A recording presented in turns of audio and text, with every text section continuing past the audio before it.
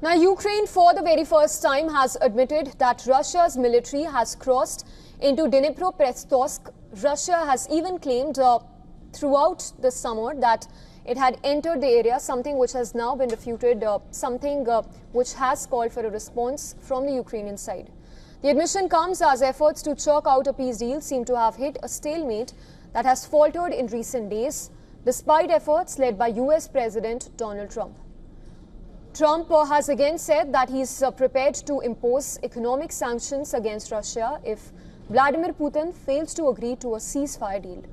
Trump also took a shot at the Ukrainian president, saying that he was not exactly innocent either and that it takes two people to tango.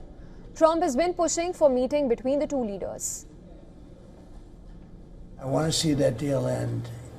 It's very serious what I have in mind if I have to do it. But I want to see it end. I think that in many ways he's there. Sometimes he'll be there and Zelensky won't be there. You know, it's like, who do we have today? I got to get them both at the same time. But I want to have it end. We have economic sanctions. I'm talking about economic, because we're not going to get into a world war. Trump also dismissed a question that was related to Russia not recognizing Zelensky's legitimacy. Taking a question directed to his special envoy, Steve Witkoff, Trump said, and I quote, "Everybody's posturing," unquote, using an expletive to describe it. This past weekend, Russian Foreign Minister Sergei Lavrov had said that Putin will not sign a peace deal with Zelensky because Russia views him as illegitimate. Doesn't matter what they say. Steve can answer, but I can answer too. Doesn't matter what they say. Everybody's posturing. It's all bullshit, okay? Everybody's posturing. Steve, do you have a different answer? I agree with you, sir.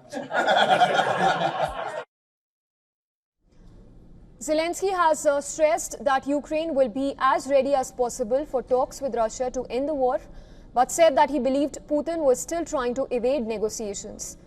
Zelensky said that Turkey, Gulf states or Europe could host talks with Russia, adding that it now primarily depended on the US to put pressure on Russia. This week, there will be contacts with Turkey, there will be contacts with the Gulf countries, with the countries of Europe, which can serve as platforms for talks with the Russians. On our side, everything will be as ready as possible to end the war. It is important that the partners confirm this. And in the future, everything will depend solely on the will of world leaders, primarily the United States of America, to put pressure on Russia. On the battlefront, Ukraine has acknowledged that Russia's military has crossed into the eastern industrial region and that it is trying to establish a foothold. While a senior official has admitted the Russian wins, he also told media that the advance has now been stopped. Russia has claimed throughout the summer that it has entered the area. In Russia's Rostov-on-Don, an apartment building caught on fire after a Ukrainian drone attack. As per authorities, debris from a destroyed Ukrainian drone sparked this fire. Authorities even claimed that Russian anti-aircraft units destroyed 10 Ukrainian drones over 3 different parts of the Rostov region. Parallelly, Hungarian Foreign Minister has said that his country may even reconsider electricity supplies to Ukraine after the latter's drone attacks on the Druzhba oil pipeline. He accused Ukraine of open anti-Hungarian policy and even hinted that Budapest could create difficulties for Kiev in the energy sector as well. In New York, the United Nations Security Council discussed the Nord Stream pipeline blast nearly 3 years after the sabotage shook Europe's energy security. It called for patience and restraint regarding ongoing investigations into the sabotage of Nord Stream gas pipeline in 2022.